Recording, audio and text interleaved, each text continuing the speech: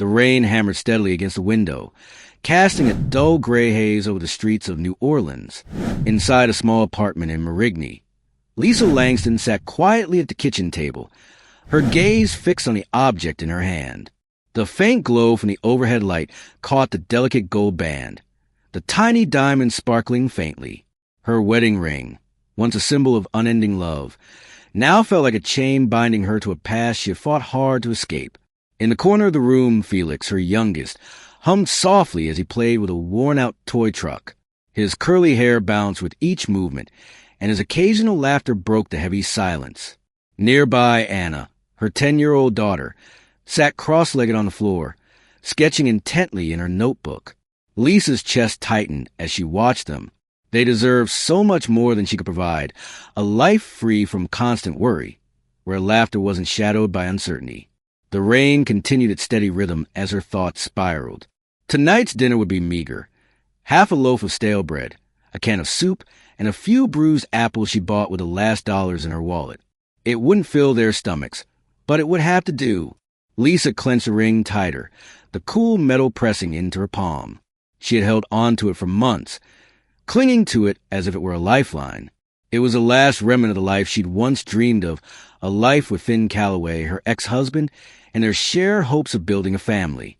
But Finn's ambition had pulled him further away, and his promises had faded into lonely nights and unanswered questions. The day she left him, taking her children with her, was the day she vowed never to depend on anyone again. But now, with bills piling up in the fridge nearly empty, she knew the time had come. The ring was just an object, she told herself, though her heart ached with every beat. It wasn't love or security.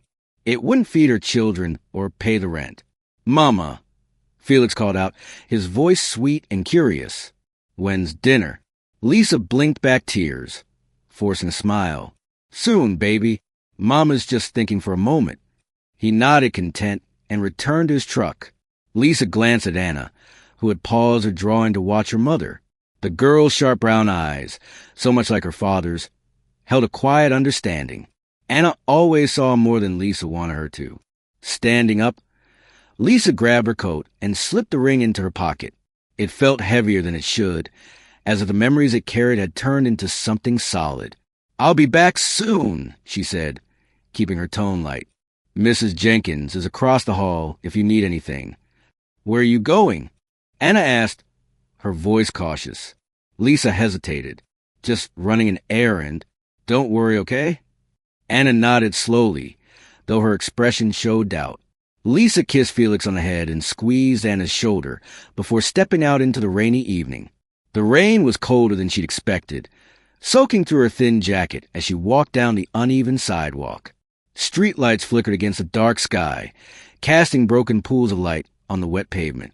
Each step felt heavier than the last, her heart pounding louder than the rain in her ears. She had walked these streets countless times, but tonight the familiar path felt daunting, like walking a tightrope over an abyss. The pawn shop stood at the corner of a narrow street, its neon sign flickering. "Buy sell trade" in bright red letters. Lisa hesitated outside, staring through the rain-streaked window. Inside, shelves were lined with guitars, electronics, and tarnished jewelry, each item a testament to other lives and their quiet, desperate choices. She swallowed hard, her resolve wavering, but then Felix's innocent face flashed in her mind. She couldn't let her pride outweigh her children's needs. Pushing the door open, Lisa was greeted by the faint hum of an old radio and the metallic scent of dust and despair. Behind the counter stood Arthur Green, a gray-haired man with kind eyes that contrasted with the cold practicality of his business. He looked up from the watch he was examining and gave her a small nod. "Evening, miss," Arthur said, his gravelly voice softened by familiarity. She had been here before, once to sell an old bracelet, another time to pawn a camera she'd never retrieved. She hated that he recognized her. Lisa managed a weak smile, pulling the ring from her pocket. Her hand trembled as she placed it on the counter. "I'd like to sell this," she said, her voice barely above a whisper. Arthur adjusted his glasses and picked up the ring, turning it under the light. His practiced fingers traced its delicate engravings, and he let out a low hum. "It's a nice piece," he said. "Simple but classic. You sure you want to part with it? Lisa hesitated, her throat tightening.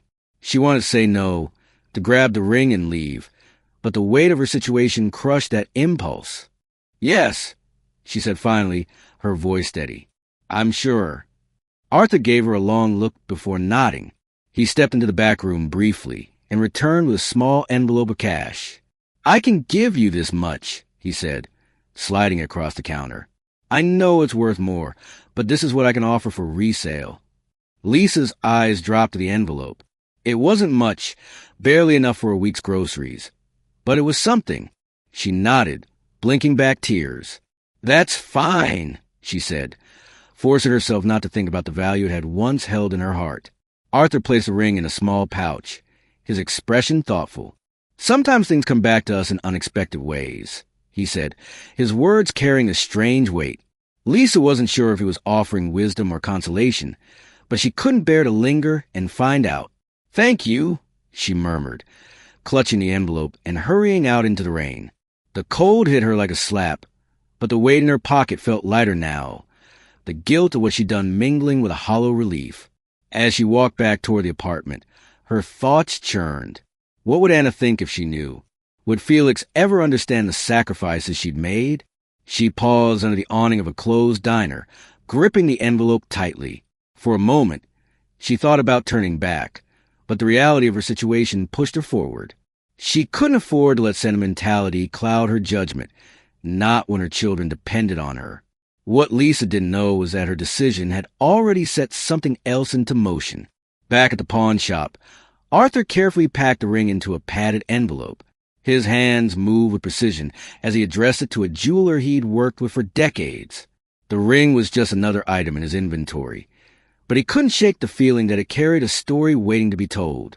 Lisa arrived home just as the rain began to ease, the sound of Felix and Anna laughing softly through the thin apartment door.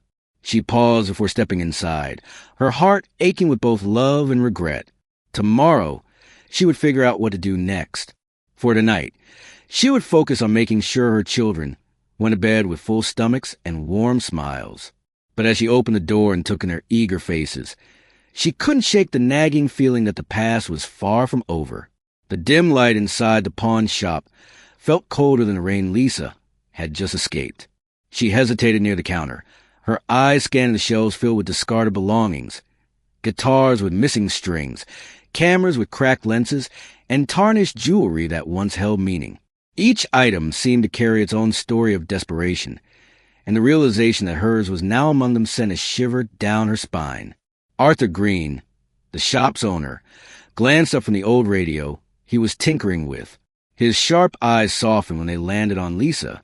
He remembered her, not by name, but by the tired determination in her expression, a look he'd seen far too often. "Evening, ma'am," Arthur said, wiping his hands on a rag. "How can I help you tonight?" Lisa approached the counter slowly, her hand tightening around a small envelope in her pocket. She pulled the ring from her pocket and set it on the scratched glass counter, her fingers shaking as if fighting the finality of the act. "I need to sell this," she said, her voice barely above a whisper. Arthur picked up the ring with practiced ease, holding it under the light. He adjusted his glasses and studied it, turning it over in his hands. "It's a lovely piece," he said after a moment. "Simple, classic. Platinum band, small but good quality diamond." He set it down gently, giving Lisa a measured look. "You sure you want to part with it?" Lisa's lips pressed into a thin line, and she nodded. "Yes," she said firmly, though every part of her wanted to snatch it back and run. "I'm sure." Arthur didn't push further. He'd learned long ago not to ask too many questions when people came in with pieces like this. Wedding rings, family heirlooms, keepsakes that clearly meant more than their material worth. Some stories weren't his to know. "All right," he said, his voice softening. "Let me see what I can offer." He pulled out a small scale and weighed the ring, his movements precise and methodical.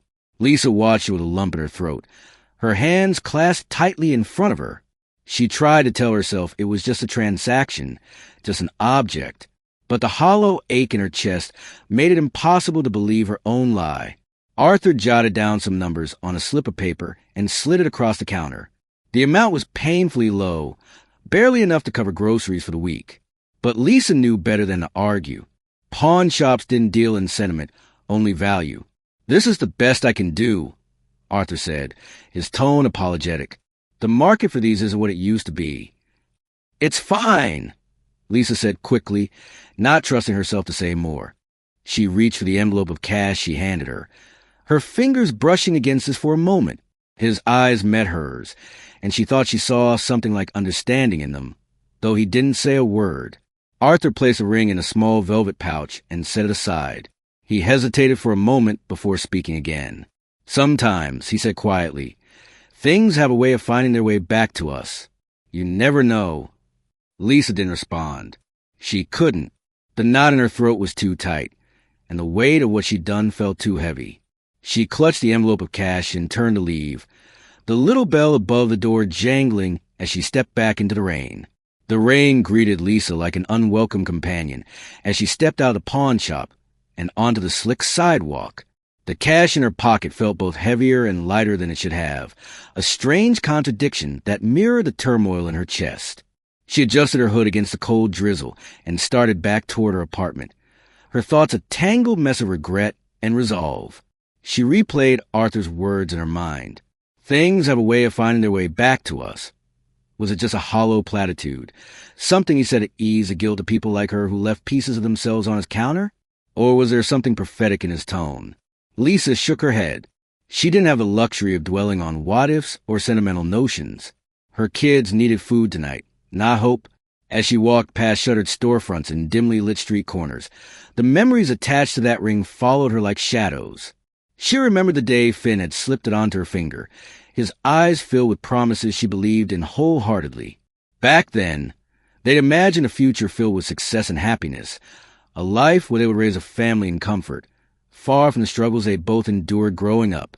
But dreams didn't pay the bills, and ambition, as it turned out, didn't guarantee loyalty. Finn had chosen his career, his relentless climb to the top over the life they'd built together. The ache of that realization still lingered, though she rarely allowed herself to dwell on it. Tonight, however, the memories clawed their way to the surface, as raw and unrelenting as the rain. Lost in thought, Lisa didn't notice the figure standing under the awning of a nearby cafe until she was nearly past him. He was tall, with a coat pulled tightly around him and a hood obscuring most of his face. She glanced at him briefly, her heart skipping a beat with his head turned slightly, as if watching her. The brief moment of unease passed when he didn't move or say anything, and she quickened her pace. By the time Lisa reached her apartment building, the rain had soaked through her clothes, chilling her to the bone. She paused in the narrow hallway outside her door, listening to the muffled laughter of Felix and Anna from inside. Their giggles carried through the thin walls, a bittersweet melody that made her chest tighten. She took a moment to collect herself, brushing damp strands of hair from her face, and forced a smile before stepping inside. "Nana!" Felix cried, running up to her with his arms outstretched. He wrapped himself around her legs, his tiny hands warm against the cold fabric of her jeans. "Hey, sweetheart," Lisa said, scooping him up and kissing the top of his curly head. She turned to Anna, who sat cross-legged on the floor, her sketch pad still in hand. "What have you two been up to?" "Felix was helping me draw," Anna said, holding up a page covered in colorful stick figures. "This one's you, and that's me and Felix. See? We're holding hands." Lisa's heart clenched at the sight. In Anna's drawing, they were all smiling, surrounded by flowers and sunshine. No rain, no worries, just a perfect world crafted by the hands of a 10-year-old.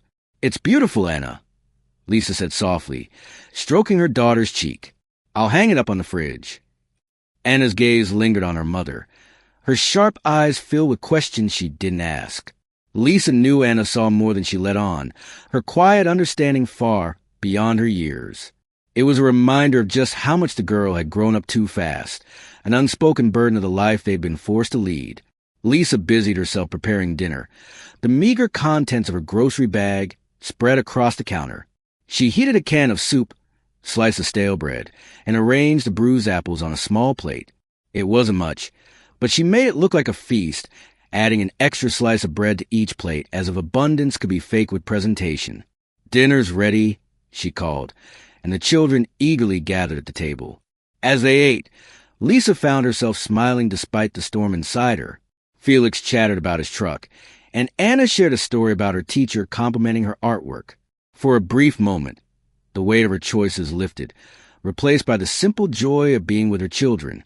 But as Lisa cleaned up after dinner and tucked Felix into bed, her thoughts returned to the pawn shop. Somewhere out there, her wedding ring was no longer hers, its story now a mystery she would never solve. Or so she thought. Back at the pawn shop, Arthur Green sat at his desk, the velvet pouch containing Lisa's ring resting in front of him. He turned it over in his hands, his expression contemplative. He'd seen countless pieces of jewelry pass through his shop over the years, but something about this ring lingered in his mind. After a moment's hesitation, he reached for his ledger and began jotting down details: weight, material, appraisal value. Then he carefully packaged the ring in a padded envelope, addressed to Harrison Jewelers in New York City. Arthur had worked with the jeweler for decades, and they'd always had an unspoken agreement. If anything particularly unusual came through, it was worth passing along. Little did Arthur know, the man receiving the envelope would recognize the ring immediately, setting off a chain of events Lisa could never have foreseen. Back in her apartment, Lisa sat alone in the dim light of the kitchen, her thoughts heavy with the past and the uncertainty of the future. As the rain softened outside, she whispered to herself, "We'll get through this. We always do." What she didn't know was that her past was already beginning to catch up with her. Finn Calloway sat at the edge of his mahogany desk, the lights of New York City glittering through the floor-to-ceiling windows behind him. In his hands was a velvet pouch, its weight disproportionately heavy for such a small object. He untied the string with a deliberate slowness, his usually steady hands betraying a faint tremor. When the pouch fell open, the familiar glint of platinum and diamond caught the light. The wedding ring was as pristine as the day he had bought it nearly 12 years ago. It had been a simple design, understated yet elegant, exactly what Lisa had wanted. Finn let out a shallow breath as he stared at the ring, memories rushing in like an unstoppable tide. He remembered the day he had slipped it onto her finger, the warmth in her smile and the hope in her eyes. Back then, he had thought they could conquer anything together, but that hope had dissolved into years of missed anniversaries, strained conversations, and unspoken resentment. His ambitions, which he had always framed as being for their future, had slowly but surely become walls that separated them. By the time he realized how far apart they had grown, it was too late. Lisa had packed up her life and their children, leaving behind nothing but silence. Finn clenched the ring tightly in his fist, guilt and regret tightening his chest. He had convinced himself that sending checks and staying out of their way was the best thing he could do for them, that they were better off without him. But holding the ring now, he wondered if he had been lying to himself all along. Was it too late to fix what he had broken? "Mr. Calloway." Clara's voice broke through the fog of his thoughts. His assistant stood in the doorway, her usual polished demeanor tinged with hesitation. "I didn't mean to interrupt, but I noticed you've been staring at that for a while." Finn glanced up, startled, and placed the ring back into the pouch. "It's nothing," he said, his tone sharp but unconvincing. Clara raised an eyebrow, clearly not buying his dismissal. "That's not just nothing," she said, stepping into the office and crossing her arms. "You've been off all day. I don't mean to pry, but it's obvious whatever that is. It means something." Finn sighed, leaning back against the desk. He trusted Clara, even if he rarely let her see beyond the polished veneer of his public image. After a moment of hesitation, he handed her the pouch. Clara opened it, her sharp eyes softening as she took in the ring. "Lisa?" she asked, her voice gentle. Finn nodded. "It came in the mail this morning. A jeweler I used to work with in New Orleans sent it. Apparently, it was sold at a pawn shop." Clara frowned, processing the information. "So she sold it?" she asked. "I guess so," Finn said, his voice heavy. He pushed off the desk and walked toward the window, staring out at the city below.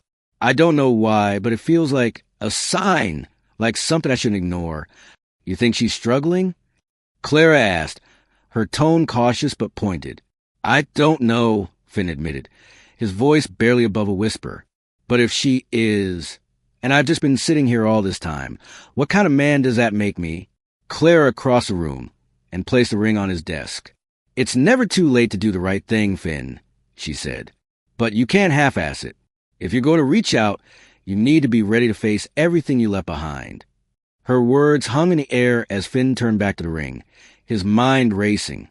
For the first time in years, he felt a glimmer of something he hadn't allowed himself to hope. Book me a flight to New Orleans, he said finally, as soon as possible. Clara didn't hesitate, pulling out her phone to make the arrangements. Finn remained by the window, his mind a swirl of conflicted emotions. He thought of Lisa, the quiet strength she had always carried, and the children he hadn't seen in years. He wondered if they'd even remember him, if they'd want to. The next morning, Finn stood at the private terminal of the airport, waiting for his jet to be prepared. The velvet pouch was still in his pocket, the weight of it grounding him like an anchor. As he boarded the plane, Clara handed him a folder with a detailed itinerary. I added a list of local shelters and community programs in the area, she said, in case you need leads. Thanks, Finn replied, taking the folder but barely glancing at it. His thoughts were elsewhere, tangled in the possibilities of what lay ahead. The flight was uneventful, though Finn couldn't shake the knot in his stomach. New Orleans had always been Lisa's city, a place that matched her vibrant spirit and unwavering determination. Returning here felt like stepping into her world, a world he had abandoned when his own priorities had overshadowed theirs. By the time the plane touched down, Finn's resolve had solidified. He stepped into the sticky warmth of the New Orleans air, his tailored suit already feeling out of place in the city's casual rhythm. A car was waiting to take him to the hotel, but Finn found himself asking the driver to detour through Marigny instead. As they wove through the narrow streets, Finn took in the colorful buildings and wrought iron balconies, each one steeped in history and charm. Memories of strolling through these very streets with Lisa came flooding back. Her laughter as she dragged him into a corner cafe, her eyes lighting up at the sound of the street performer's jazz tune. Back then, he had promised her a life filled with moments like those. How quickly he had let that promise slip away. The car stopped at a busy intersection, and Finn noticed a small pawn shop tucked between a laundromat and a diner. His chest tightened. This could be it, he thought, the place where Lisa had sold the ring. The thought of her walking into such a place, driven by desperation, made him feel sick. Pull over, Finn said abruptly. The driver obliged, and Finn stepped out, taking a moment to gather himself before pushing the pawn shop door open. A bell jingled above him, and he was met with the faint hum of a radio and the sharp scent of old metal and dust. Behind the counter stood a gray-haired man with keen eyes who gave Finn a measured look. "Afternoon," the man said. "What can I do for you?" Finn pulled the pouch from his pocket and placed it on the counter. "This ring," he said, his voice steady despite the whirlwind inside him. "It was sold here recently. I need to know who brought it in." The pawnbroker studied him for a long moment before picking up the pouch and opening it. Recognition flickered in his expression. "You're asking about the woman who sold this?" "Yes," Finn said. "It's important." The man hesitated, as if weighing his options. "I don't usually give out that kind of information," he said finally. "Privacy and all." Finn's jaw tightened, but he softened his tone. "I understand, but this isn't just a transaction to me. The person who sold this ring, she's my ex-wife. I need to know if she's okay." The sincerity in Finn's voice seemed to break through the man's reservations. With a sigh, he pulled out a worn ledger and flipped through its pages. "She didn't give much detail," he said, scanning the entries. "Just said she needed the money for her kids. Looked like she hadn't had a decent meal in days." Finn's stomach twisted at the image. Did she say where she was staying? The man shook his head. Only mentioned a shelter nearby. Might be a good place to start. Finn nodded, his resolve hardening. "Thank you," he said, slipping the ring back into his pocket. As he stepped outside, the humid air hit him like a wall, but the weight in his chest was far heavier. He climbed back into the car and directed the driver toward the address of the shelter Clara had included in her folder. He wasn't sure what he would say when he found Lisa, but one thing was clear. He couldn't turn back now. The afternoon filtered through the cracked blinds of the community shelter's main office, casting faint lines across the cluttered desk. Lisa stood by the open window, a slight breeze carrying the distant hum of traffic and the chatter of children playing in the courtyard. She wiped her hands on a dish towel, still damp from washing the lunch trays, and let her gaze drift to the street beyond. It had been a busy day, like most days here, but the rhythm of the shelter's routine was one of the few things that gave her peace. "Lisa, could you help me with this paperwork?" Rachel's voice carried from across the room, breaking her thoughts. The shelter's manager was seated at the desk, her dark curls pulled into a messy bun, and her reading glasses perched precariously on the edge of her nose. Lisa nodded and crossed the room. "What's wrong with it?" "Just a few forms I need double-checked," Rachel said, sliding a stack of papers toward her. "I swear, if one more donor sends us a form with typos, I'm going to lose it."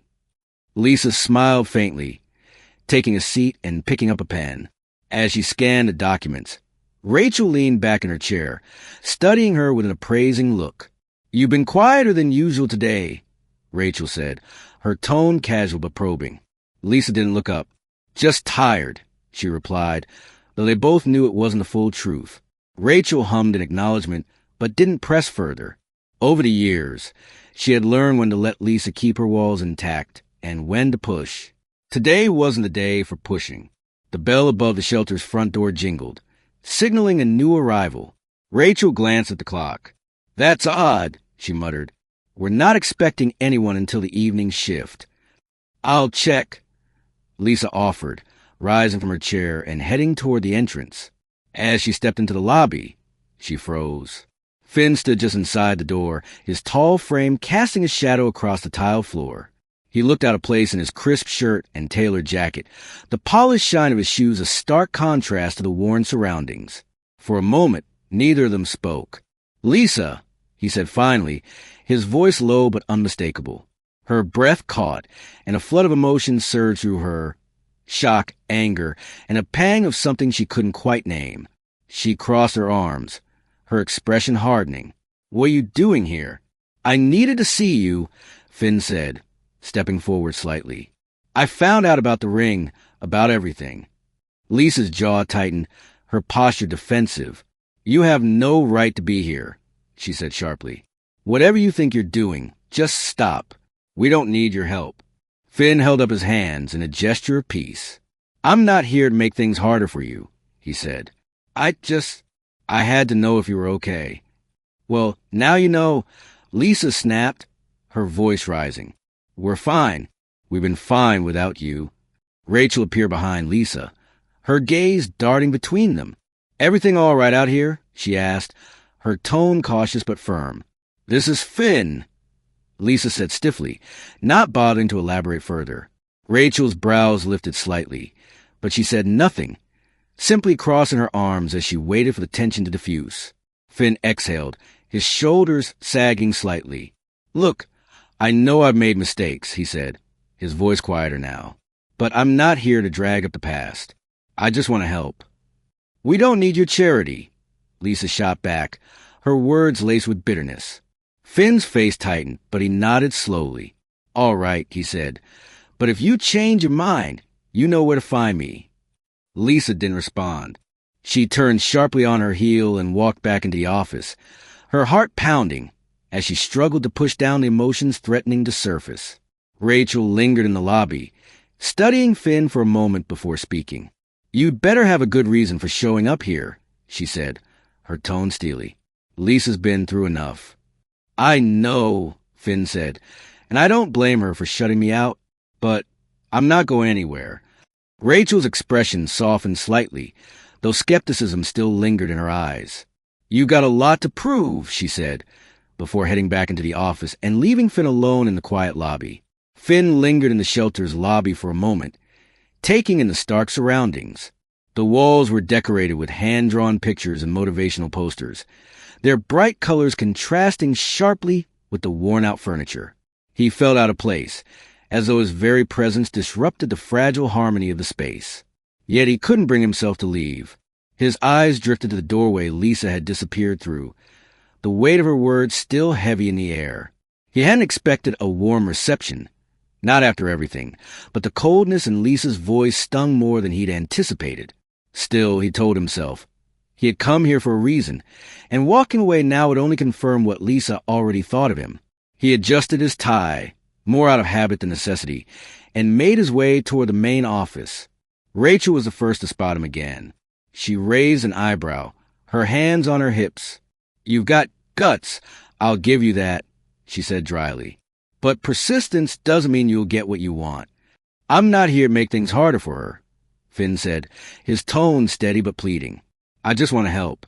Rachel studied him for a long moment, as though trying to gauge the sincerity behind his words. "You want to help?" she asked finally, her voice laced with skepticism. "Then prove it. We've got a delivery of supplies that needs sorting in the back. You can start there." Finn blinked, caught off guard by the suggestion. "Sorting supplies?" he repeated, unsure she was serious.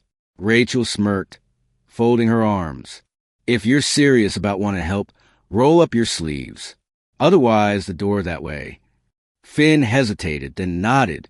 "All right," he said, shrugging off his jacket and draping it over a nearby chair. He loosened his tie and followed Rachel to the back room, where boxes of donated goods were stacked high against the walls. Lisa was there, unpacking cans of food and stacking them neatly on a shelf. She froze when she saw Finn enter, her expression a mixture of surprise and frustration. "What are you doing back here?" she demanded. "He volunteered," Rachel said, her tone deliberately neutral as she handed Finn a box cutter. "I figured we could use an extra set of hands." Lisa's eyes narrowed, but she didn't argue. Instead, she turned back to her work, her movements sharper than necessary as she resumed unpacking. Finn picked up a box from the nearest stack and began opening it, the silence between them thick with tension. For several minutes, they worked side by side without speaking. The occasional clink of cans and rustle of cardboard were the only sounds in the room. Finn stole a glance at Lisa, noticing the faint lines of exhaustion around her eyes and the tightness in her jaw. He wanted to say something, anything, to break the ice, but every word that came to mind felt inadequate. Finally, it was Lisa who broke the silence, her voice low but firm. "You don't have to do this, you know? Whatever you're trying to prove, it doesn't matter." Finn set down the box he was holding and turned to face her. "It matters to me," he said simply. "I know I can't undo what I've done, but I want to do better for you, for the kids." Lisa shook her head, a bitter laugh escaping her lips. "You think showing up here and unpacking a few boxes is going to fix everything? It's not that simple, Finn." "I know it's not," Finn said, his voice steady despite the frustration building inside him. "But I'm not here for a quick fix. I'm here because I want to be part of their lives again. And yours." Lisa froze, her hands gripping the edge of a shelf. For a moment, her resolve wavered, the weight of his words pressing against the walls she had so carefully built. But the years of hurt and disappointment were too much to ignore. "You don't get to just walk back into our lives like nothing happened," she said, her voice trembling with suppressed emotion. "You don't know what it's been like for us." "Then tell me," Finn said, stepping closer. "Help me understand. I'm not asking for forgiveness. Lisa, I'm asking for a chance to make things right." Their eyes met, a charged silence stretching between them. Lisa opened her mouth to respond, but stopped when Rachel re-entered the room, carrying another box. The moment shattered, and Lisa turned away, her expression guarded once more. Rachel, sensing the tension, placed the box down and cleared her throat. "Finn, if you're serious about helping, we could use someone to deliver some of these supplies to a few families across town." Finn nodded, grateful for the distraction. "I'll do it." Lisa didn't protest, but as Finn gathered the supplies and headed out the door, she couldn't help but watch him go, her emotions a whirlwind of anger, doubt, and something she wasn't ready to name.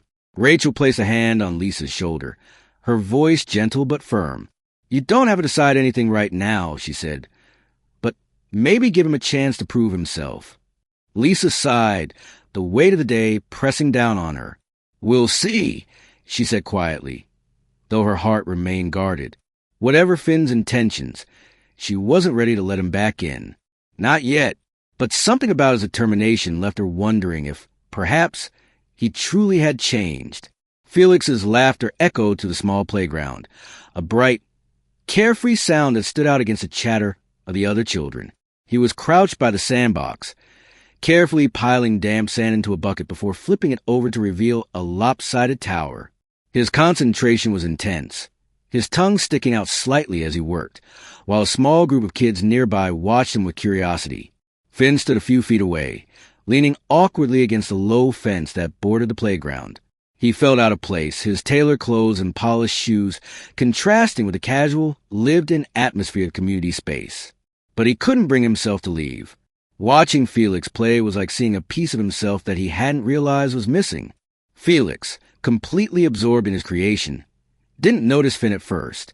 It wasn't until one of the kids called out, "Hey, Felix, who's that guy?" that he looked up. His bright blue eyes, so much like Lisa's, landed on Finn, and for a moment there was nothing but confusion on his face. Finn stepped forward cautiously, his heart pounding.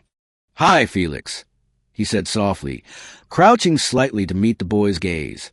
I'm Finn, your dad." Felix blinked, his small hands clutching the plastic bucket.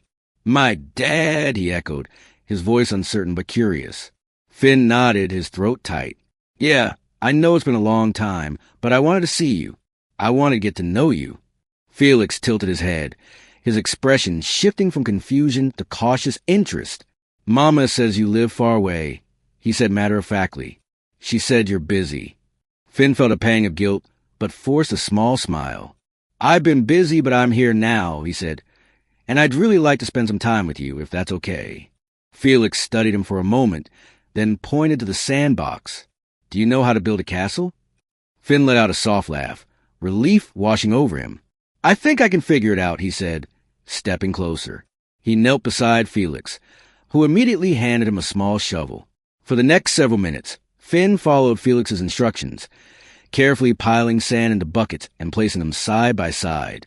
Felix's shyness began to fade, replaced by the easy chatter of a child eager to share his world. He explained his strategy for building the strongest castle ever, his little hands flying as he demonstrated. "You have to make the walls thick," Felix said seriously, "so they don't fall down when it rains." Finn nodded, his chest tightening at the unintended metaphor. "That's a good idea," he said quietly. "Strong walls are important." As they worked, a group of kids began to gather around, intrigued by the sight of an adult in the sandbox. One of them, a mischievous boy with a gap-toothed grin, pointed at Finn and said, "Are you Felix's dad for real?" Felix hesitated, glancing at Finn as if seeking confirmation. Finn met his gaze and nodded. "Yeah," he said, "I am." Felix's face lit up, and he turned to the other boy. "See? I told you I had a dad." The boy raised an eyebrow, unimpressed. "Well, he doesn't look like a castle builder to me." Felix giggled, and Finn couldn't help but laugh, the sound foreign but welcome in his chest. For the first time in years, he felt like he belonged, if only for a fleeting moment. As the afternoon wore on, Felix's confidence grew, and he began instructing the other children on how to improve their sandcastles. Finn found himself at the center of their impromptu workshop, surrounded by buckets, shovels, and the sound of laughter. It was chaotic but oddly grounding, a far cry from the polished boardrooms and high-stakes negotiations that had consumed his life for years. Felix leaned closer to Finn, his voice conspiratorial. "You're pretty good at this," he said, patting a wall of sand they had just finished together. "Mama doesn't like getting her hands dirty, so she doesn't help much." Finn chuckled softly. "Well, I don't mind getting my hands dirty if it means we get to build something cool," he said, wiping sand off his palms.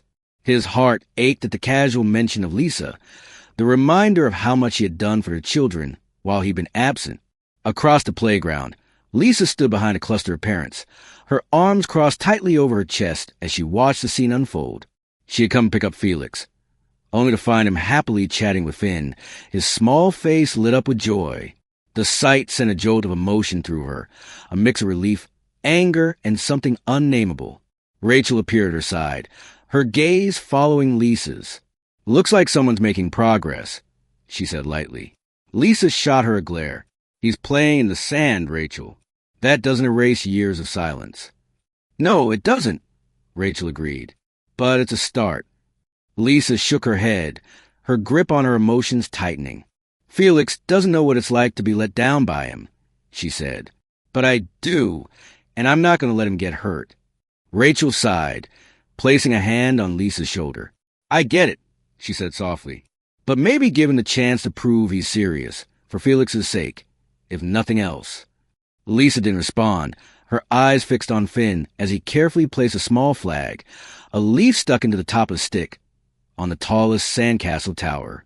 Felix clapped his hands in delight, and Lisa's heart squeezed painfully. She turned away, unable to watch any longer. Back in the sandbox, Felix tugged at Finn's sleeve. Can we build another one? He asked eagerly. Finn smiled, brushing sand off his knees. How about we take a break first? He suggested. I'd love to hear more about what you like to do. Felix's eyes lit up. I like drawing. Anna does too. She's really good at it. Anna, Finn repeated softly, his stomach tightening. He hadn't seen his daughter yet, but the thought of her filled him with both anticipation and dread. What kinds of things does she draw? Felix launched into an excited explanation about his sister's art, his small hands gesturing animatedly. Finn listened intently, soaking in every detail. For the first time in years, he felt like he was getting to know his family again, piece by piece, moment by moment. When it was time to leave, Lisa approached the sandbox, her expression guarded. Felix, time to go, she called out, her tone firm but not unkind. Felix looked up, disappointment flashing across his face. But we're not done, he protested. Lisa gave him a small smile. You can finish next time, she said, her gaze flicking briefly to Finn before returning to Felix. Let's go. Felix hesitated, then turned to Finn. Will you be here next time? Finn crouched to meet his son's eyes, his voice steady but earnest. If your mom says it's okay, I'd like that, he said. Felix grinned, satisfied with the answer. He grabbed his bucket and shovel, then ran to Lisa, chattering about the sandcastle as they walked away. Finn watched them go, his chest heavy with the weight of what he'd gained and what he still had to fight for. He wasn't sure if Lisa would ever let him back into their lives completely, but seeing the spark of joy in Felix's eyes had given him something he hadn't felt in years. As Lisa and Felix disappeared down the street, Finn stayed behind for a moment longer, staring at the empty sandbox. He knew the road ahead would be long, but for the first time, he felt like he had taken the first step in the right direction. The storm outside mirrored Lisa's inner turmoil as she sat on the worn couch in her small apartment. Rain tapped against the windows in an uneven rhythm, filling the quiet space with its steady cadence. Felix was fast asleep in a room he shared with Anna, his soft snores barely audible over the muffled sound of the wind. Anna was curled up in the corner of the couch, her sketchpad balanced on her knees, the glow of a nearby lamp illuminating her focused expression. Lisa watched her daughter with a mixture of pride and sadness. Anna was so much like her, creative, determined, and fiercely independent. But she had also inherited something Lisa wished she could have shielded her from, the weight of responsibility far beyond her years. What are you drawing? Lisa asked softly, breaking the silence. Anna glanced up, her eyes thoughtful. It's a castle, she said, holding up the sketch. The drawing was detailed and intricate, with towering spires and winding staircases. Felix wanted me to draw one like the one he and... She hesitated, biting her lip before continuing, like the one he built today. Lisa's chest tightened at the mention of Finn. She took the sketch pad gently, studying the castle's sharp lines and delicate shading. It's beautiful, she said, running her fingers lightly over the paper. You're so talented, Anna. Anna shrugged, but the corners of her mouth lifted in a small, shy smile. She tucked her hair behind her ear and picked up her pencil again, her focus returning to the page. Lisa leaned back against the couch, her mind drifting. The afternoon's events had left her feeling raw and unsettled. Seeing Finn with Felix at the playground had stirred up emotions she thought she'd buried long ago. It wasn't just anger or hurt, it was fear. Fear of letting him back in, only to watch him walk away again. She closed her eyes, the sound of rain growing louder in her ears. Images from their past flickered in her mind, like an old film reel. Finn standing at the altar, his eyes filled with promises she believed with all her heart. Late nights in their first apartment, dreaming of a future together. The look on his face when she told him she couldn't stay anymore. Lisa exhaled sharply, shaking her head as if to banish the memories. She couldn't afford to dwell on the past, not when the present demanded so much from her.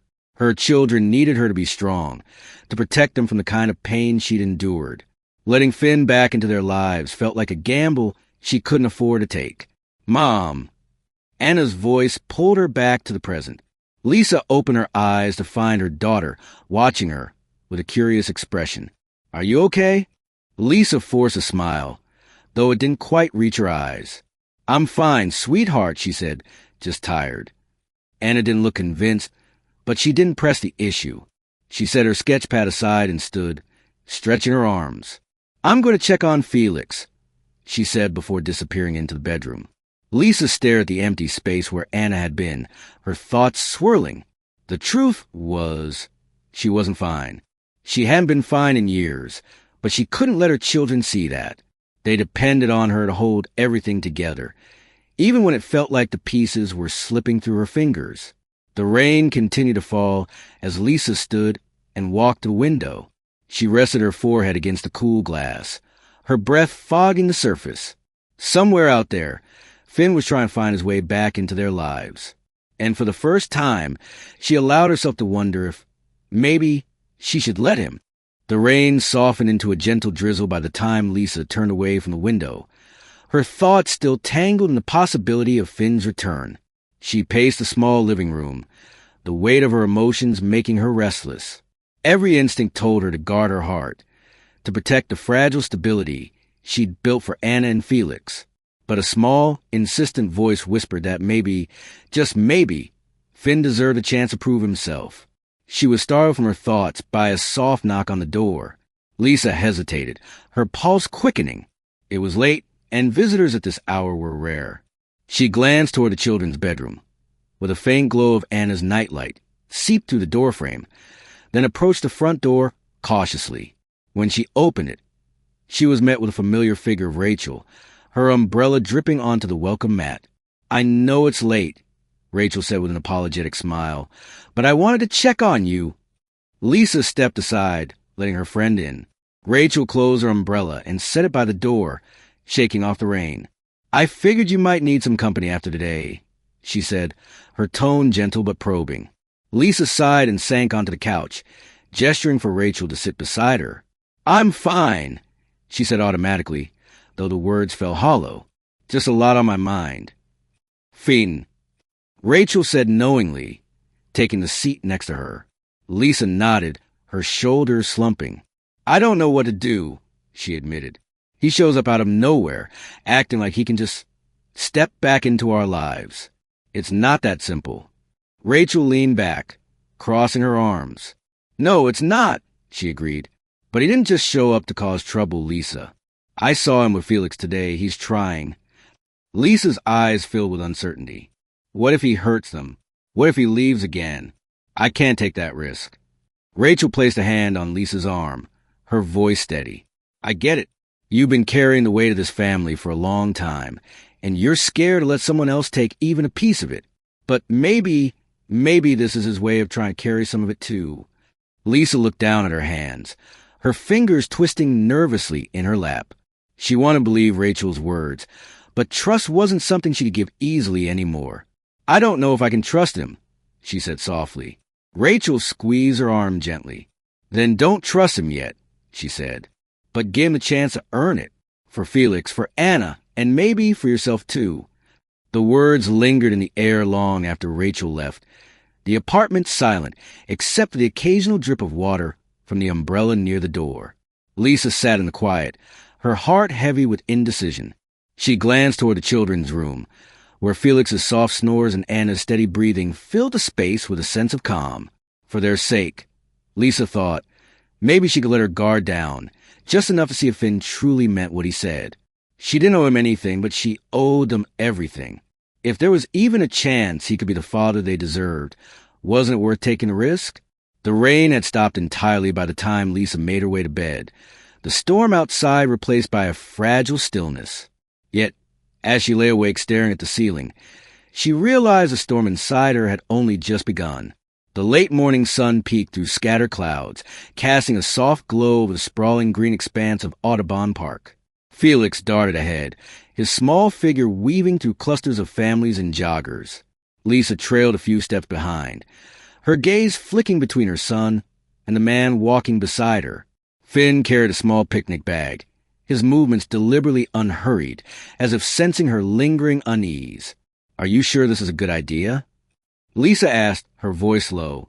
She kept her hands firmly in her jacket pockets, as though shielding herself from the vulnerability of the moment. "It's a start," Finn replied evenly. "I'm not expecting miracles, Lisa. I just want to spend time with them." Lisa didn't respond, her jaw tightening.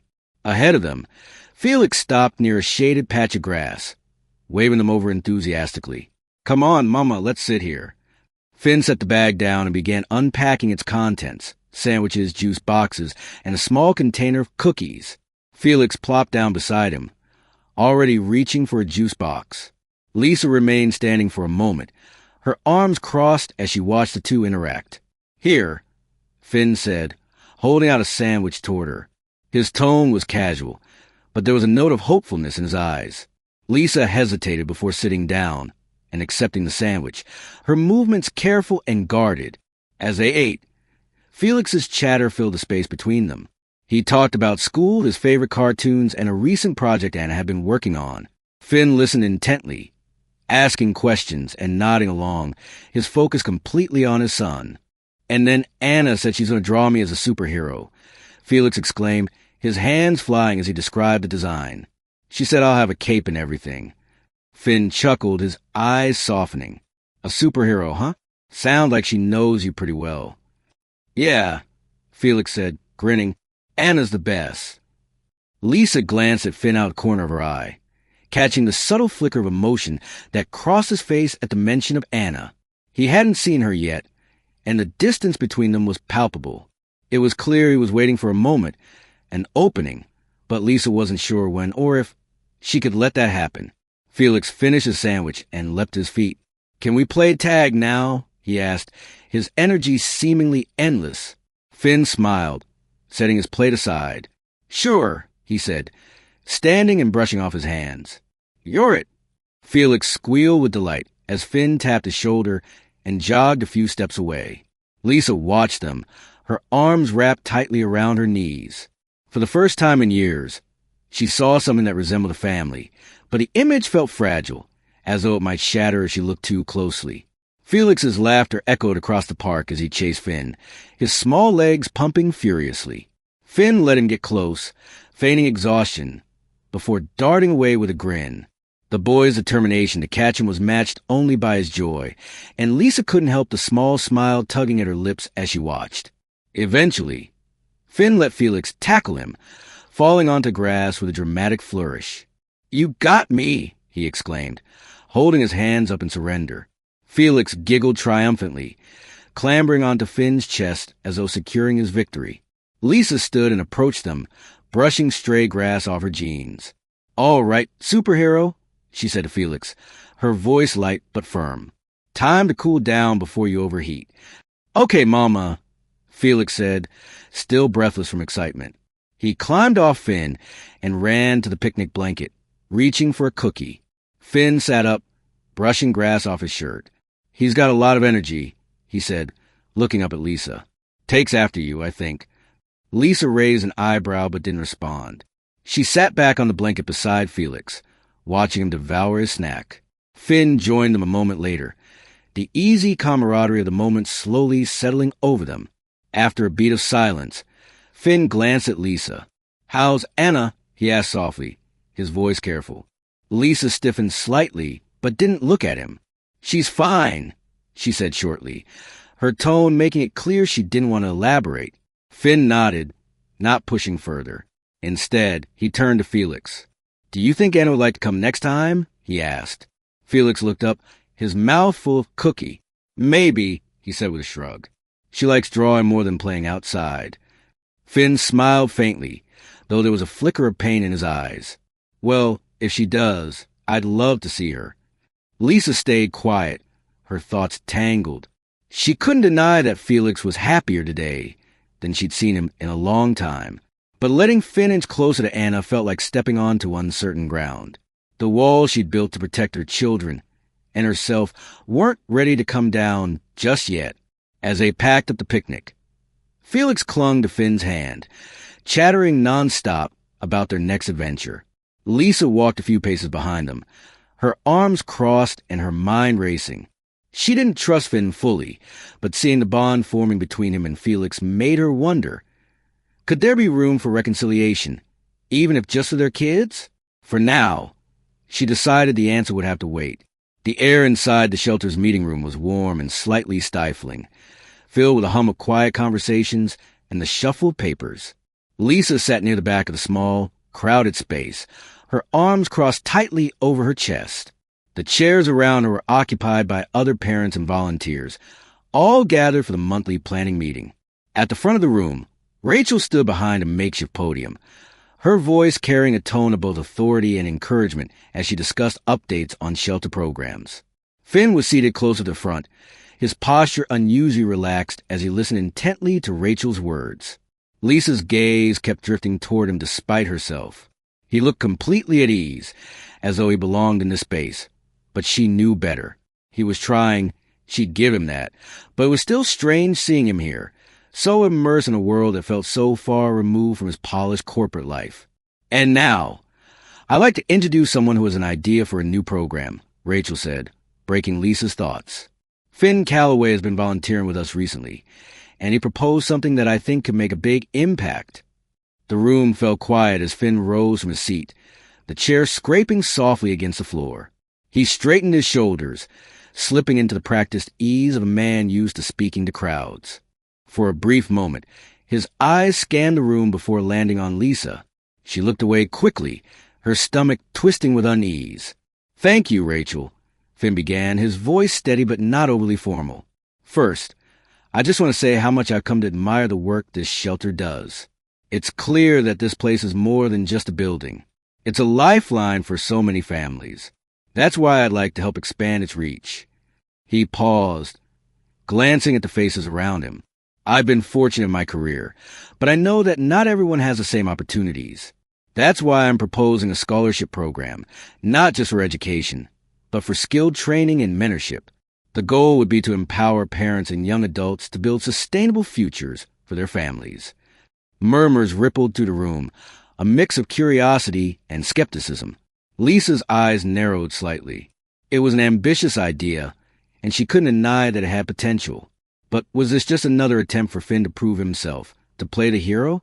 Finn continued, "I know there are logistical challenges, and this isn't something that can happen overnight, but I'm committed to making it work, and I'm willing to put in the time, resources, and energy to see it through." When he finished, the room was quiet for a moment before Rachel spoke up. "Thank you, Finn. Does anyone have questions or thoughts they'd like to share?"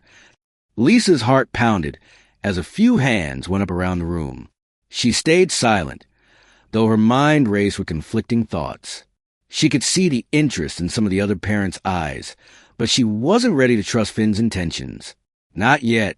The first question came from Jordan, a young volunteer who had been with the shelter for years. His voice carried both curiosity and a hint of caution. "Finn, it's a great idea, but programs like this need more than just funding. How do you plan to ensure it's sustainable? And what's your role beyond just writing checks?" Finn nodded, seeming to appreciate the directness of the question. "You're absolutely right, Jordan. Throwing money at something isn't enough. That's why I want this program to involve mentorship. I'm reaching out to professionals in different industries who can commit their time to guide participants. It's about building skills and networks, not just providing resources." A few heads around the room nodded in approval, though Lisa noticed Rachel's measured expression. She wasn't one to be easily impressed, and it was clear she was waiting to see more than just words. Another parent raised her hand, her voice hesitant. "I think it sounds great in theory, but how do we know this isn't just temporary? A lot of us have seen programs start strong and then fall apart." Finn's jaw tightened slightly, but his response was calm. I understand that concern. That's why I'm not doing this alone. The program will be a collaborative effort, not something imposed from the outside. Lisa felt her chest tighten as she listened.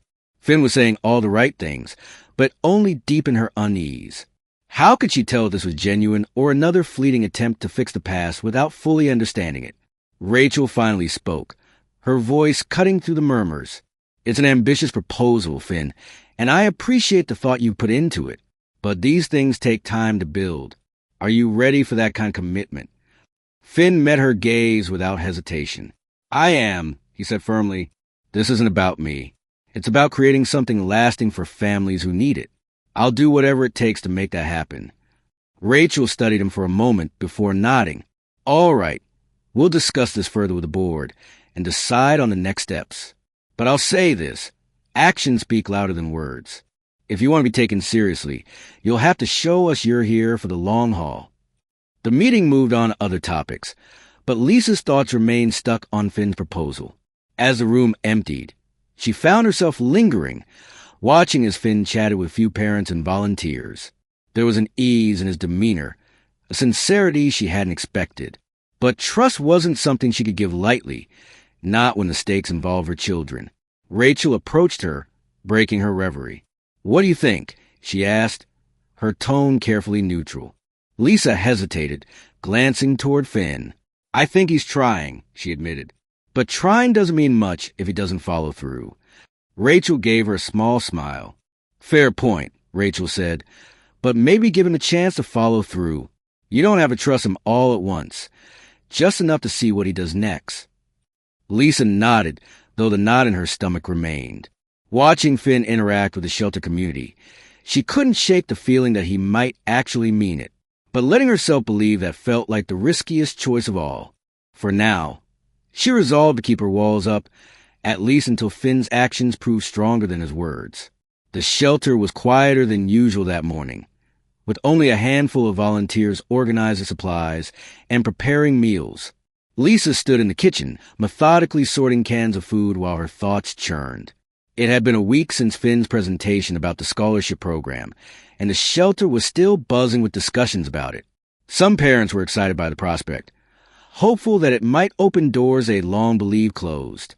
Others, like Lisa, were more reserved, uncertain of Finn's true intentions.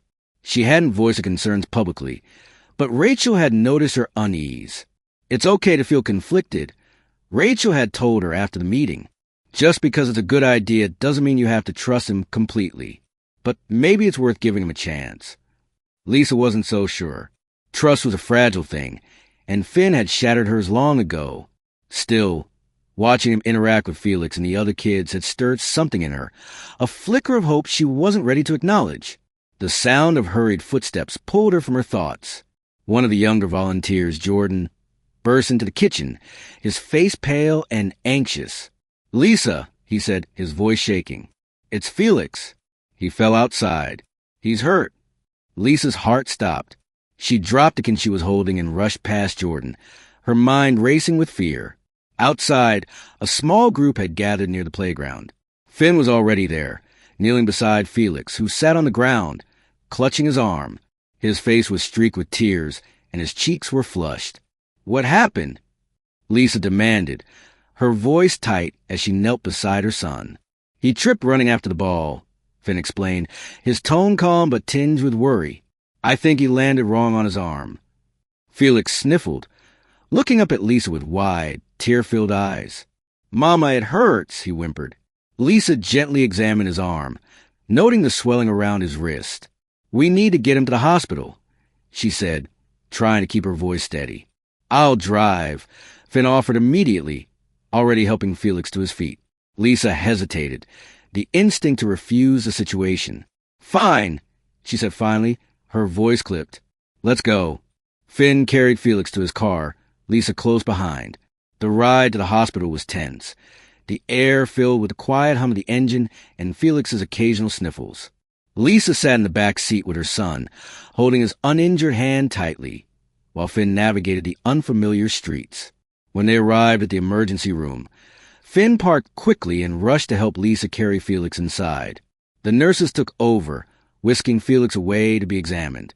Lisa watched him go, her heart heavy with worry and guilt.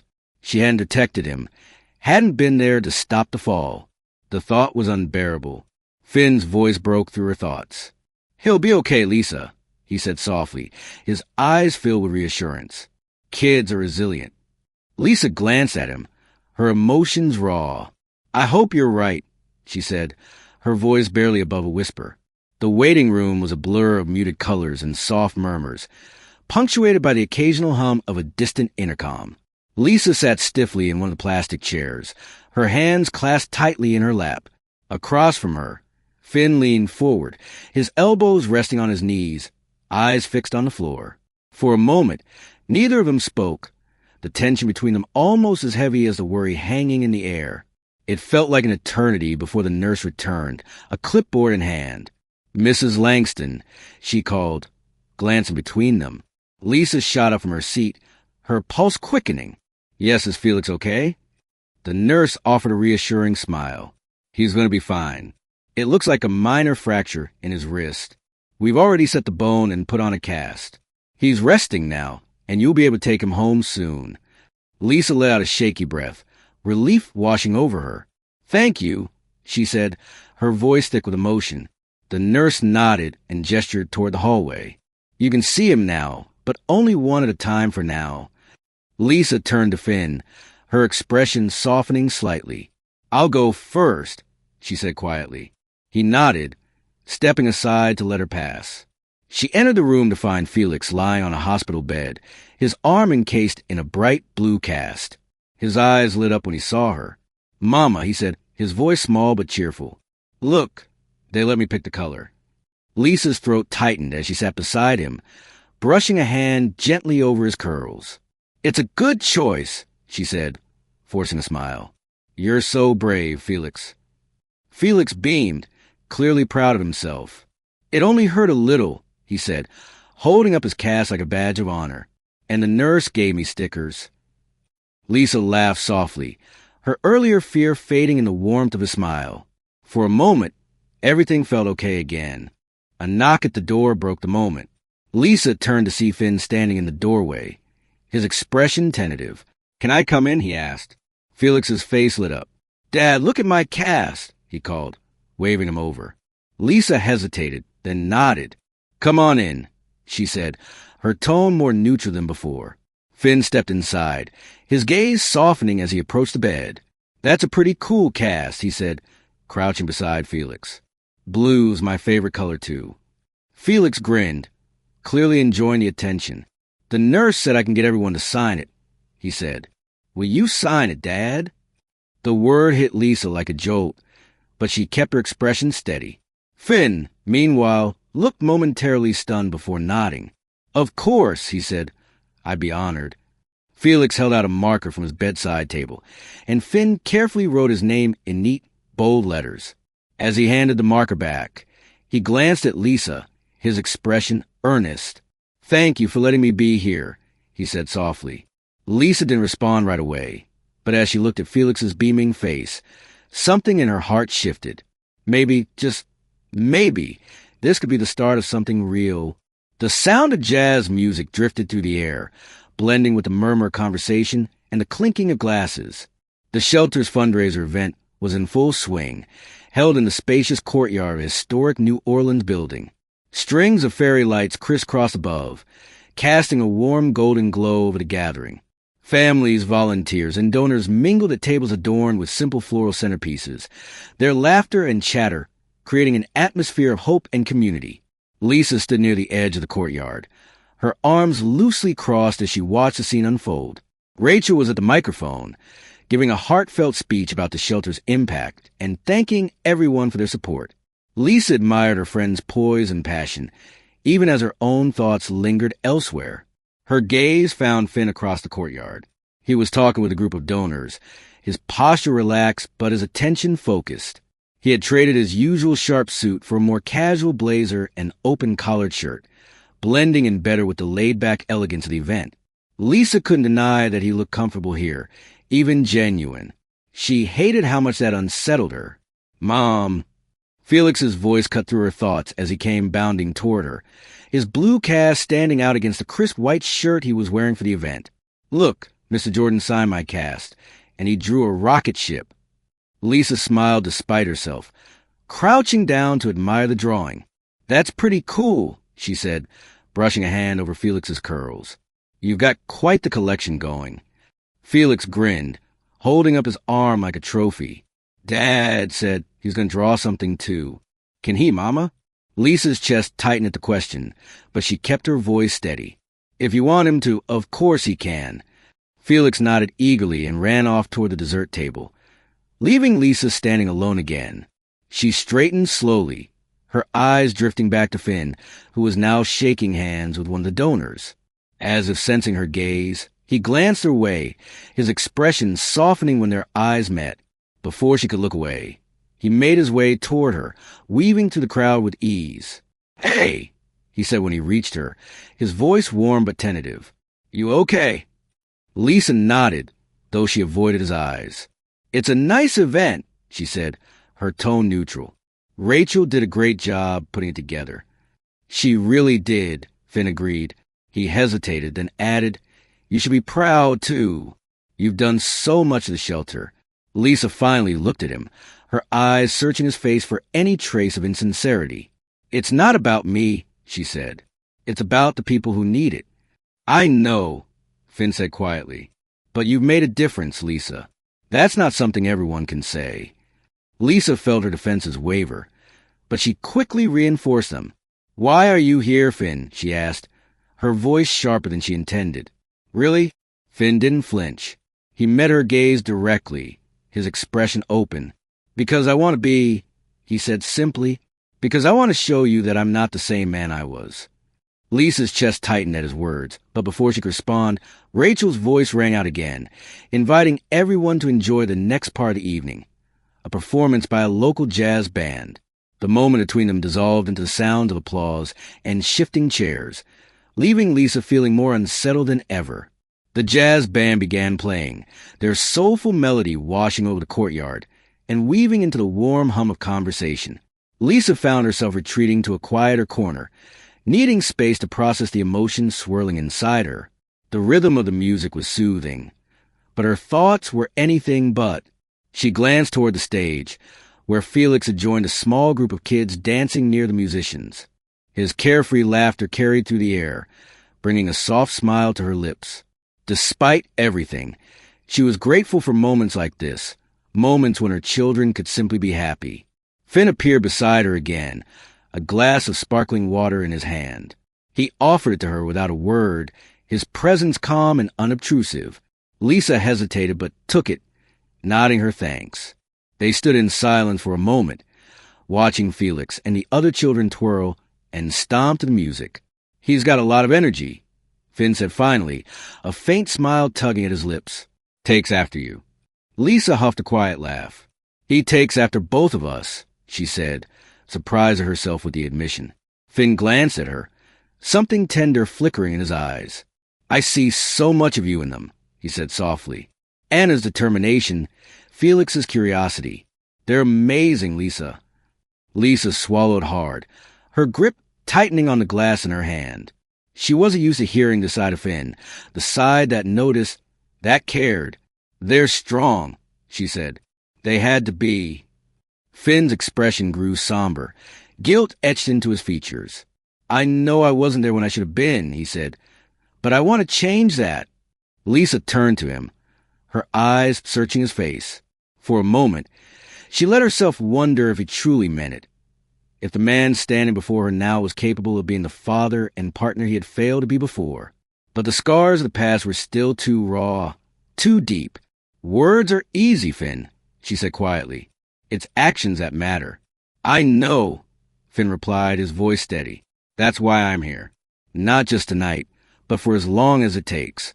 Before Lisa could respond, Felix ran up to them, his face flushed with excitement. "Mama, Dad, did you see me dancing?" he asked breathlessly. Lisa smiled, bending down to brush his hair back.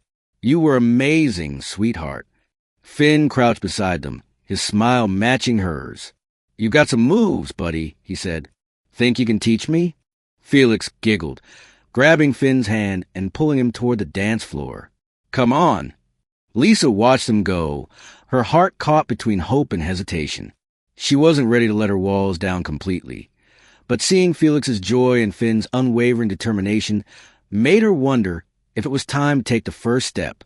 As the music swelled and Finn spun Felix around to the sound of laughter, Lisa found herself lingering at the edge of the dance floor, watching a scene that felt both unfamiliar and comforting. For the first time in years, she allowed herself to imagine what it might be like to let Finn back into their lives, piece by fragile piece. The rain had started again, a light drizzle falling steadily as Lisa stood on the shelter's covered porch. The sound of raindrops hitting the metal roof created a rhythmic backdrop, blending with the occasional rustle of leaves in the wind. She wrapped her arms around herself, staring out at the empty street, her mind a tangle of thoughts she couldn't seem to quiet. The fundraiser had ended hours ago, and the shelter was mostly quiet now, save for faint murmurs of volunteers cleaning up inside.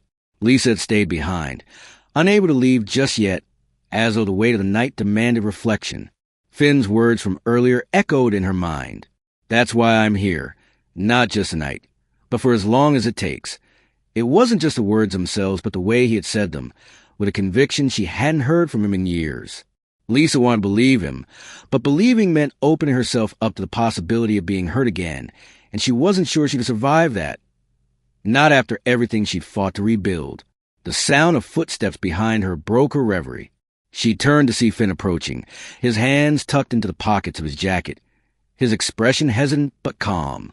"I thought I'd find you here," he said softly. Lisa didn't respond right away, her gaze flicking back to the street. "The kids are with Rachel," she said after a moment, her voice quiet. She offered to take them for the night. Finn nodded, stepping closer but keeping a respectful distance. "That's good. They'll have fun with her." A heavy silence settled between them, filled only by the soft patter of rain. Finn seemed to be waiting, giving her space to speak if she wanted to. When she didn't, he leaned against the porch railing, his eyes scanning the street. "I know I've said this before," Finn began, his voice steady but low, "but I want you to know I mean it. I'm not here to make excuses or to expect forgiveness. I'm here because I want to do right by you and the kids, because it's what you all deserve." Lisa's chest tightened, her emotions swirling just beneath the surface. She turned to face him, her arms still crossed protectively. "Do you have any idea how hard it was for me?" she asked, her voice trembling with both anger and pain. "Raising them alone, wondering if I was doing enough. If I was enough." Finn's face fell, the weight of her words landing like a physical blow. "I know it was hard," he said, his voice laced with guilt. "And I know I can never undo the hurt I caused. But I want to try, Lisa. I want to be better, for them and for you." Lisa looked at him, her walls threatening to crumble under the raw sincerity in his voice. She wanted to believe him, but the scars of the past weren't so easily erased. The rain grew heavier, creating a steady drumming on the porch roof, as Lisa stood facing Finn. Her arms remained crossed, a barrier between herself and the flood of emotions his words had unleashed. She wanted to lash out, to demand why it had taken him so long to care. But deep down, a small voice reminded her that she wasn't the same woman who had left him all those years ago. She had built a life for herself and her children without him. Stronger, yes, but also lonelier. "You say you want to be better," Lisa began, her voice steady but sharp. "But being here now doesn't erase the years you were gone, Finn. It doesn't take away the nights I had to explain to Anna why her father missed her school play, or why Felix didn't even know you existed for so long." Finn flinched at her words, but he didn't look away. "You're right," he said after a moment. "It doesn't erase any of that, and I can't change the past, Lisa. But I'm here now because I don't want to be that man anymore. I want to be someone they can count on, someone you can count on." Lisa's expression softened slightly, though her guard remained firmly in place. "Words are easy, Finn," she said, "but actions, that's what matters. You don't just get to show up and expect us to trust you again."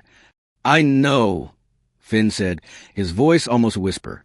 "And I'm not asking for trust, not right away. I'm asking for a chance to earn it.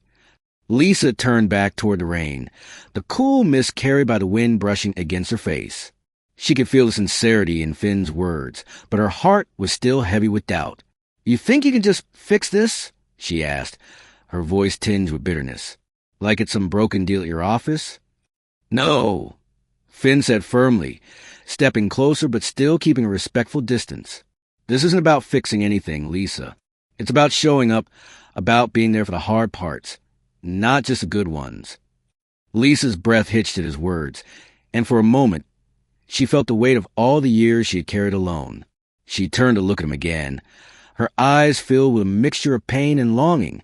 "If I let you try," she said slowly, "if I let you into their lives, into our lives, you can't walk away again. You can't disappear when it gets hard." Finn met her gaze, his eyes unwavering. "I won't," he said. "I promise you, Lisa, I'm here to stay." The conviction in his voice shook something loose inside her. It wasn't trust, not yet, but it was a beginning. Lisa let out a slow breath, the tension in her shoulders easing slightly. "We'll see," she said finally, her voice soft but firm. "I'm not making any promises. You'll have to prove yourself." Finn nodded, a small flicker of hope lighting his expression. "I will," he said. The rain continued to fall as they stood there, the distance between them feeling a little less insurmountable than before. It wasn't a resolution, but it was a step forward. And for the first time in a long time, Lisa felt like that might be enough. The morning sunlight streamed to the windows of Lisa's apartment, casting a warm glow over the small but neatly arranged living room. The soft hum of activity filled the air. Anna sketching at the dining table, her pencil scratching softly against the paper, while Felix carefully arranged plants in small terracotta pots by the windowsill. Lisa moved between them, her heart light, as she helped Felix sprinkle a handful of soil into one of the pots. "Don't forget the water, Mama," Felix said seriously, holding up a small watering can. "Plants need water to grow." Lisa smiled, brushing a smudge of dirt from his cheek. "Don't worry, we'll take care of them," she said. "They'll grow strong, just like you." Felix grinned, turning his attention back to his plants. Anna glanced up from her sketch pad, watching the scene unfold with quiet amusement. "It's starting to look like a real garden in here," she remarked, gesturing toward the growing collection of pots lining the windowsill. Lisa stepped back to admire their work, a sense of pride swelling in her chest. "It's a good start," she said. "Once the weather's nice, we can take them outside and make something even bigger." The sound of a knock at the door interrupted their moment. Lisa's smile faltered briefly, but she quickly composed herself. "I'll get it," she said, walking toward the door. When she opened it, Finn stood on the other side, holding a small, neatly wrapped box. He smiled hesitantly, his eyes flicking behind her to catch a glimpse of the children. "Morning," he said, his voice warm but careful. "Am I too early?" Lisa shook her head, stepping aside to let him in. "Not at all," she said. "We were just working on Felix's plants." Felix's face lit up when he saw Finn. "Dad, look at my garden," he called out, waving him over. Finn crouched beside Felix, examining the rows of pots with genuine interest. "This is impressive," he said, his tone full of admiration. "You got a green thumb, buddy." Felix beamed at the compliment, and Anna watched from her seat, a small smile playing on her lips. "He's been talking about this all week," she said, glancing at Lisa. "It's his new favorite thing." Lisa met Anna's gaze, a flicker of understanding passing between them. She turned to Finn, her voice steady but kind. "We're going to take them outside soon, make a real garden. You're welcome to help if you want." Finn looked up at her, a hint of surprise softening his expression. "I'd like that," he said simply. Lisa nodded, her heart steady as she watched him interact with the children. It wasn't perfect, but for the first time in a long while, it felt like the beginning of something whole. The afternoon sun was bright as the family stepped outside, their arms filled with pots and tools. They walked toward the small patch of grass behind the apartment complex, where Finn had already cleared a spot earlier that morning. Felix ran ahead, carrying his favorite plant, while Anna trailed behind, her sketch pad tucked under one arm. Finn set down the tools and turned to Felix. "All right, little gardener, where should we start?" he asked, his tone playful. Felix pointed decisively to the center of the patch. "Right here," he declared, holding up his pot like a trophy. Lisa laughed softly, shaking her head. "Okay, let's start there," she said, kneeling beside Finn. Together, they helped Felix dig a small hole, carefully placing his plant in the ground. Anna watched them for a moment before setting her sketch pad aside and joining in, her hands quickly covered in dirt. As they worked, the small garden began to take shape, a mixture of bright flowers, sturdy green plants, and a few whimsical decorations Felix had insisted on adding. Lisa glanced at Finn, who was focused on arranging the pots with Felix's input. There was something different about him now, a patience and gentleness that hadn't been there before. When the final plant was in place, Felix clapped his hands in delight. "It's perfect," he exclaimed, stepping back to admire their work. "It is," Anna agreed, brushing dirt from her hands. She glanced at Finn, her voice softer as she added, "You did a good job, Dad." Finn froze for a moment, surprised by her words. Then a smile spread across his face, and he nodded. "Thanks, Anna," he said, his voice steady. "That means a lot." Lisa watched the exchange, her heart swelling. She saw the way Finn looked at their children, with pride, love, and determination. For the first time, she allowed herself to believe that he wasn't going to walk away again. As the sun began to set, they sat together on the edge of the garden, their work complete. Felix leaned against Lisa, his eyes growing heavy with sleep, while Anna sketched quietly beside them. Finn sat on Lisa's other side, his presence no longer feeling like an intrusion, but a part of something whole. Lisa let out a long breath, the weight of the past lifting ever so slightly. She wasn't ready to say everything was fixed, but for the first time, she felt that maybe, just maybe, they could build something new together. And as the first stars appeared in the twilight sky, the garden stood as a small but powerful symbol of hope, growth, and the promise of second chances.